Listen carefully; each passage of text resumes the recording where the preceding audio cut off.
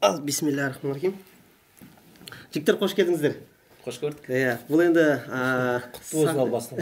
Үлкен рахмет. Алла разы болсын. Амин, айтқандарыңыз келсін. Енді біздің Асан Лайф YouTube арнасын білесіздер. Естуім бар. Қазір Аллаға шүкір музыкальный күрес алдық официально. Сол себептен әрбір бейсенбі сайын кешкі сағат 19:00-де шығатын бағдарламаның бірі. Бұл енді Елордадағы бірінші подкаст, жұлдызсыз подкаст деп алып отырмыз. Қош келдіңіз. Алғашқы қонақтар. Иә, алғашқы қонақтарсыздар. Неге бізді алғашқы таңдадыңыз сонда? Кішкене білмеймін, әйтеуір жігіттер көп қой, Аллаға шүкір. Соның ішіне қарадым да, ең бірінші бағдарлама осы сіздермен бастасам екен деген бір ниет болды. Енді көбісі ойлайды, енді қазір енді шыны керек YouTube тақтарсаңыз да, қай жерде қарамасаңыз, бәрінде жұлдыздар ғой, жұлдыздар ана жақта бүйтіп жатыр, жұлдыз ана бірдеңе істеді, ана ажырасты, ана үйтті, ана қосылды. Шатасып шақырды. Жоқ, бұл кісі жұлдыз. Бұл кісі де жұлдыз. Бірақ қандай жұлдыз дейсіз ғой? Бұл кісі де өзінің әулетіндегі жұлдыз да. Көрдіңіз ба? Шыққы деп берем ба? Ютубтағы 2 миллион просмотрын білмейді. Сізде 2 миллион бар ма? 2 миллион бар еді ғой. Сізде 4 миллион ғой. 6-да 7. 6-да 7. Қазір подписчикпен просмотрмен мақтанатын заман болып қалды ғой негізі. Шынымен де ғой. Қазір любой клиентпен сөйлессеңіз де хабарласады да, нема сізде инстаграмыңызда неше подписчик дейді. Баяғыда ролик сұрайтын еді ғой, қазір инстаграмды жібересіз ба дейді. Сөйтеді кәдімгідей. Инстаграмнан қарап кіммен араласатынды қарай ма или білмеймін, түсінбедім. Енді біреулер қарайтын шығар, активності қалай екен, жалпы стористер қалай жүргізеді, немесе сол ютубтан жаңағы, енді қазір көбісі ютубты тек жаңағы тойдың нелерін инстаграмнан да қарап кететін болды ғой. Инстаграм деген негізі қазіргі таңда электронный визитка ғой, негізі былай қарап отырсаңыз, электронный визитка. Енді жігіттер қалың көпшілік енді қарап отыр, көріп отыр. Бірақ түсіріп жатыр ма? Енді былай болсын. Біз енді сізді пәлен түгенде таныстырмай қоямыз. Бұл жерде біздің енді стиліміз таныстырғаныңыз жөн шығар, өйткені біз танымал емеспіз. Жоқ, енді біздің стиліміз мынандай болып тұр да, енді әркім өзін таныстырса. Мысалға былай, мен есімім Асан Абдралин, әнші, шоумен, отандық өнімдердің амбассадоры. Олыңыз рас енді. Пайғамбарда күйеу баласын сыйлаған, мен күйеу балама жол берейін. Кісі бастап таныстырсын өзін. Рахмет. Есімім Батыр Бекжігіт, Қызылорда облысының тумасымын. Қазіргі таңда Астана қаласының асабасымын. Беделді. Кеш жүргізушімін, көкпаршымын, футболшымын, общем, көп хоббиім көп. Машалла. Бола ма? Әдемі. Отбасы жайында айтпай ма? Үйленгенмін. Айтса да қазірге бойдақпын деп айтайын. Сенбесеңдер әйелдерден сұраңдар дейтіндер бар да. Жақсы. Мен аты жөнім Алдияр Оспанұлы. Мен Степногорск деген қаламыз бар, Ақмола облысында. Сол қалада асабам, шоумен деп айтатын шығармыз қазіргі тілмен. Шоуменмін. Өзің шоумен санайсыз болсын да? Елге қызмет қылып жүрген азаматтардың біріміз. Бәрекелді. Қош келдіңіз. Қош келдіңіз. Қош көрдік. Сосын да жеді, жұлдызсыз подкаст деген кетеді. Жұлдызсыз подкаст. Асан Абдралинмен. Күйеу бала дедіңіз ба? Күйеу бала. Бұл кісі маған күйеу бала бар. Бұл кісінің әйелі мен қарындас. Сосын күйеу бала. Енді бір қызығы. Күйеу бала деп жүреді. Қалай болғанын айтайын. Семьямызбен араласамыз ғой, біз енді отбасымен, сіздермен де араласамыз. Енді сіздерсіз бір рет бағып қалдық біз Степногорскке бұл жаққа қонаққа барып қалдық. Біз шақырғаныңызға үлкен рахмет. Біз бара алмай қалдық. Содан үйіне барып қалдық. Етті асып, қонақжайлығын танытып, дастархан күтіп отыр. Ет жеп алдық па? Ет енді келді. Содан үйінде жүрген жұбайы. Батыр, осы сен қыпшақсыз деді. Сіз қыпшақсыз ғой? Иә, қыпшақ. Мен де қыпшақпын. Әңгімен адам басталды ғой. Мен де қыпшақпын ғой. Асеке әңгімен адам басталды ғой. Ет турайтын кез келді ғой. Сол кез айттым ғой. Мен бұл кісінің қарындасым екен, білем бұл кісінің жары. Содан айтам ғой, күйеу бала ет турамайсың ба деймін ғой. Сол кезде мен келіншегім кіріп келеді да, Батыр, сен осы қыпшақсың иә дейді ғой. Иә, мен де қыпшақпын дейді ғой. Еще екеуі қыпшақтың ішінде де бір рудан болып шығады ғой. Сол қадалатын. Тікелей. Қадалғансың ғой. Өз пышақты алды да ет турап, үнсіз. Өзім үнсіз етті турап, қонақ жайлығымды танытып сол кезде. Екі күн сөйлемей қойды ғой. Бірақ қуаныштысыз осындай. Жоқ дейсің. Аллаға шүкір ғой. Өте достығымыз бір бөлек, бауырлығымыз бір бөлек. Күйеу қайын жұрттығы ол бір бөлек қой. Бір бөлек әңгіме. Еще нағашы кісімен араласатыма мақтанамын ғой өзім. Бәрекелді, машалла. Бұл жігіттер енді расында мақтанатындай бар. Өйткені біздің Аллаға шүкір елордадағы жалпы көкпар енді профессиональный көкпарлар енді көбінесе мына бізде оңтүстікте дамыған ғой, көбінесе дұрыс па? Оңтүстікте дамыған. Жалпы да отан деп айтылады ғой негізі көкпардың. Официальный жаңағы өзінің несі, мысалы қазір күрестің де нелердің барлығы официальный болып келеді да, бірақ кейін келіп жаңағы өнер барысы деген сияқтылар шықты енді өнерге қатысты. Бірақ бұл жігіттер Аллаға шүкір сол өнердің ең алғашқы өнер көкпарының алғашқы основательдері және құрылтайшылардың бірі деп сен болады. Ақ құрдас деп біз негізі құрдаспыз. Түсіндіре кететін жағдай. Неге ақ құрдас? Асанмен ақ құрдас деп біз бір-бірімізбен түйдей құрдаспыз екеуміз. Сондықтан ақ құрдас деймін. Бұл кісі сіз айтып жатсыз ғой жаңа мен Астанадағы бірнеше отандық өнімдердің амбассадорымын деп. Бұл кісі көбінесе отандық өнімдер. Бұл кісі Ақмола көкпар өнерінің амбассадоры. Рахмет жігіттер. Шапалақ қойсақ болады. Алла разы болсын. Шын мәнінде мына көкпар деген біздің жалпы қазанаттардың бірі, төрткүл малдардың ұлттық спорт қой. Негізі ол жалпы өлмейтін спорттардың бірі ғой, бірақ соны жаңағы өнерге қатыстырып просто негізі сөзіңіз жолдырын бұл жобаны негізі Қарағанды облысынан туындайды. Қарағанды облысының арасында өздерінің арасында өзара өнерпаздардың арасында 4-5 команда құрып алып, Айтуған бастаған, Құрманғазы бастаған, Илья ағаларымыз бір командадан басқарып сөйтіп 4-5 команда өзара Қарағанды облысының ішінде ойнайды да. Содан біздер қызығып, осында Азамат деген бауырымыз бар. Сөйтіп ақылдасып, біздің балалар неге жинамасқа, неге бармасқа деп. Сөйтіп жинап өзіміз анда барып, мында барып, әйтеуір басын бастап, сосын Қарағандымен бірінші ойынымызды белгілеп, Досымжан Таңатаров ағамыз білесіздер. Жаңағы хабарласып, өзіңіз бастап барыңыз. Сізден басқа адамды көріп тұрған жоқпыз енді Астананың атынан. Сол кісі давай деп қолдай кетіп, ең бірінші ойынымыз Қарағанды облысына барып, Досымжан ағам бастауымен, қолдауымен. Аламан тобында Алла жарағыларымыз қолдады. Екі команда болды ма, неше команда? Жоқ, бір команда, Астанадан бір команда, Қарағандыдан бір команда болып бардық. Ең бірінші солай басталды. 8-5 ұтып қайттық. Ұтып па или ұтылып па? Ұтып. Жеңіп десең, ұтылып демесің. Жеңдік. Алладан бастап алып кеткен. Қазір таңда Аллаға шүкір республика бойынша 10 командаға жетті. Алматы облысынан 2 команда. Театр бар, өнер құрандары бар, қаншама. Одан кейін Шымкент, Түркістан облысы, Тараз, Әулиеата, одан кейін Қарағанды, Қостанай, Ақмола біздер, сосын Елорда командасы. Енді Ақмола дегенге Шығыстанда шығайын деген Степногорскте көкпар жоқ деген сұрақ туындамасын деп біз Ақмоланың ішіне кіріп кетеміз. Бірақ енді Степногорскында өзі де бір өз алдына бір үлкен, бір әдемі, бір енді орталықтардың бірі ғой негізі. Өздеріңіз бастап, қала ғой енді. Үлкен сол статусы бар. Ішінде алдиялар бар. Тем более енді Степногорскта талай тойлармен де немен де бардық қой. Степногорсктың үші көбісі бай қуатты кісілер, мысалға. Неге сол кісілер алтын бар ғой, алтын бар. Жоқ, мысалға, дәл осы мүмкін осы подкаст көргеннен кейін мүмкін сіздерге шын мәнінде қолдау білдіріп, жанашырлық танытып, Степногорскның атынан да бөлек болсын деген сияқты бір. Онда ол нұр үстіне нұр болар, ондай болады. Бірақ аттың үстінде сіз қалайсыз? Досымжан аға көріп звондап жатса кейін. Алдияр сендер ақша көп екен ғой деп. Негізі аттың үстінде енді әр мұсылманның баласы, әр қазақтың баласы аттың үстінде мінеді ғой, ойнайды ғой. Бірақ мен міне алмаймын десеңші. Жоқ, рас қалай? Бұл кісілердің дайындықтарына барғанбыз бір-екі рет. Ақмола көкпар. Жаңа Ақмола көкпардың президенті Сағи мырзаның өзінің атына мінген жайымыз бар. Енді жақсы, келешекте ой бар, Құдай қаласа. Келешекте болғанда енді биылдан бастап кетпейсіздер ма? Сулардың бәрін көрді, жұлдызсыз подкаст. Жұлдызсыз подкаст. Асан Абдуралинмен қандай тамаша. Жұлдызсыз подкаст. Асан Абдуралинмен. Негізі Степногорск қаласы пока футбол, өнер кап футболда жүрміз пока. Ол жайлы айтып кететін жағдай бар. Менің өткен этаптарын енді өтіп келеді деген да. Өткен біздер жаңа футбол кезді білесіз ғой, талай көп енді алғашқы футболда осы өнердің несінде біз арт футбол деп рас талай өткізіп хабар телеарналар шақырып, жалпы бақ өкілдерін шақырып, басқа осы Қайнар Әлитаев екеуі бауырымыз екеуміз Асекеңдер қолдап осы бүкіл жаңа ол жерде де Досымжан аға қашанда ағалығын көрсетті ғой, төбесін көрсетіп, батасын беріп, сөйтіп талай жобаларды ұйымдастырып, алыс жақын қалаларға шығып футболдан біздер ұтып келгенбіз, біздің жолымыз берсін, бізге енді сіздер қалаларға шығып жүргенде біздер де жүрдік қой қалалардың арасында. Сіздер байқамай қалыпсыздар. Арт жағынан бірінші орын алып жүрген. Енді алдын ала көп ұшып кетіп жүргеннен кейін шығар. Негізі Жоқ, негізі расында мынау қазір таңда шын мәнінде енді бізде енді әр қала болсын, әр өңір болсын, бір-бірлеріне қарап, мысалға елорданың оңтүстіктер мысалға бір басқа бір қырының несін жақсы көреді, например, енді ауа райын жақсы көрмейді, точно ол.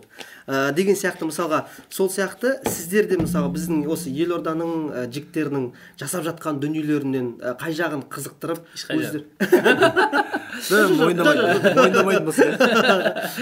Енді бұл елорданың жігіттерін жасап жүрген басқасында бәріміз жүрміз ғой, Аллаға шүкір. Негізі сөзіңіз бөліп жіберейін Алдеке. Көбіне не істейтінім осы Астанада мен енді былай азды көпті қалалардың балаларымен араласамын, сырт қалалардың, Өскемен, Семей болсын, Алматы болсын, Қостанай бар еще.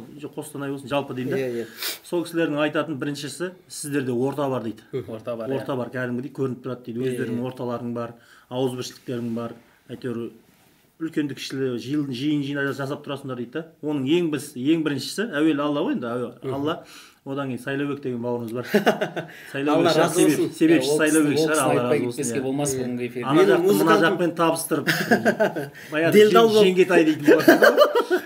Табыстырып таныстырып жүретін. Сондай болып тұр ғой қазіргі тілде. Шыны керек бәріміздің басымыз қосқан Сайлаубек. Сайлаубекке рахмет. Сайлаубектің фотосын жерге фук деп көрсетіп шапалақ ұрды.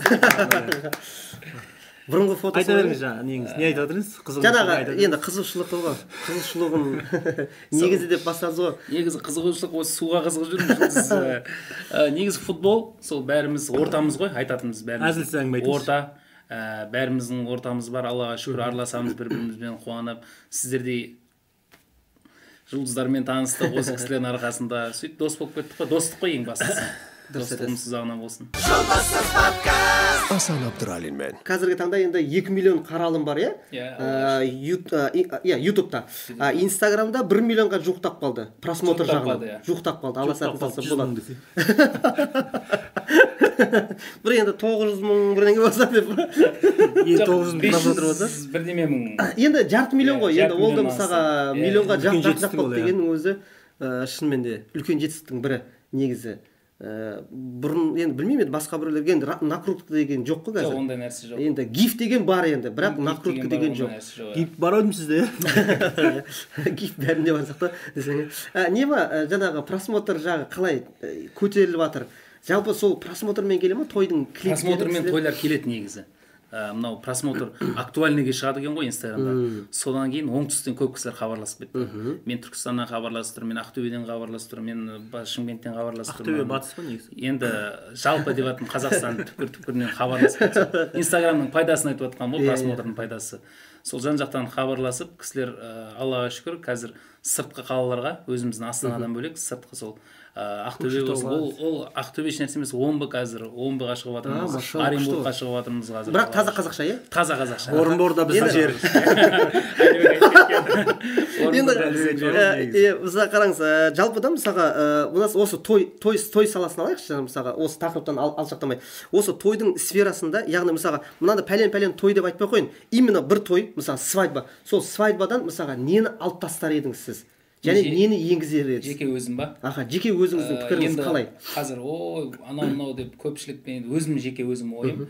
Бірінші араб шарапты алып тастаған дұрыс. Өте дұрыс, так. Араб шарапты алып тастаған дұрыс. Одан соң жаңағыдай ашық-шашық киінетін биші қыздар алып тастаған дұрыс. Мен Алдияр танымай отырмын. Жеке өзім ойым. Содан соң жаңағыдай. Бірақ болса болған жақсы отырмын. Болсын кейінде себебі әке-шешелеріміз барады ол жерге, балаларымыз барады. Енді той қазақтың қазынасы ғой. Сол ана жерден тәрбие алатындай болса деп ойлаймын да. Сосын жаңағыдай көп енді айта берсең, тортты аузына жегізеді қайнаталарын. Бір қасықпен бәріне еп шығады деп. Гигиена кетті. Сен жаңа сестан келген нелер жасап айтады. Сондай жақтар. Ұлттық тәрбие жағынан өзім ойым. Соларды алып тастаса. Жайлап келе жатыр. Жоқ, мен қосылып отырмын. Алатын жоқ па іште? Алмаймын, ештеңе алмаймын. Бірақ енді ал не енгізер едіңіз? Негізі қазақшылықты енгізу керек сияқты сәл. Біз енді ұлттық киім дейміз да, ұлттық киім 22 наурызға ғана киеміз ғой, былайша шыны керек. Наурыздық мерекелік кештерде ғана киеді. Соны бір алдында дайындалып келген бағана айта беріңіз.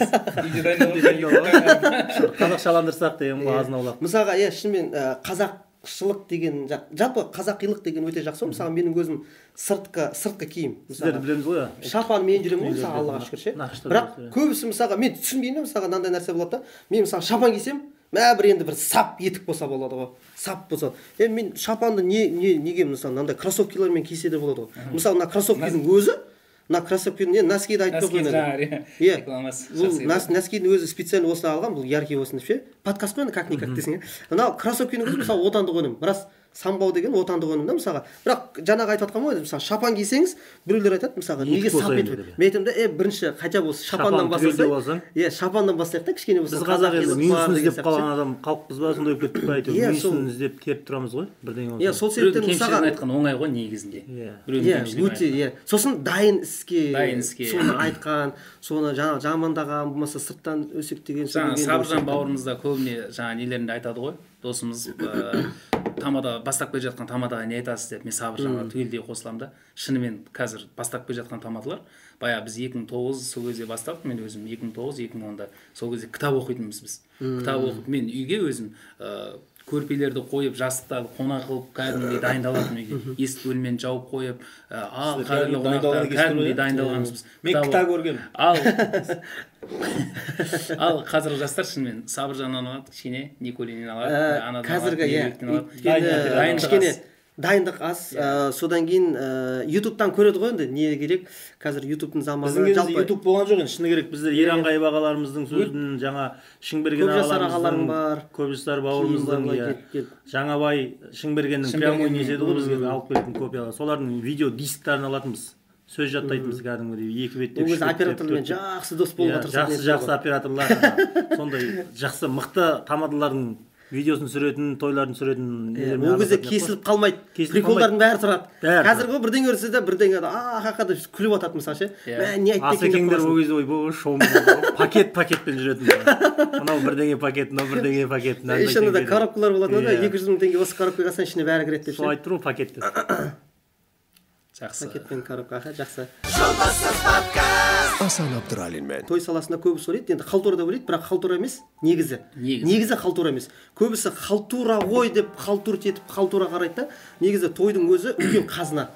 Негізі, өйткені ол жерде 200 адам мысалға қаншама біреулер ақшасын шығарып, енді кредитке алатыны бар, анаусы бар, қарызға алатыны бар, болмаса сол ағайын туыспен жауып кетеді ғой деп, жаңа соңғы ақшасын шығарып, әйтеуір коллективі бар, басқасы бар, подкасттан.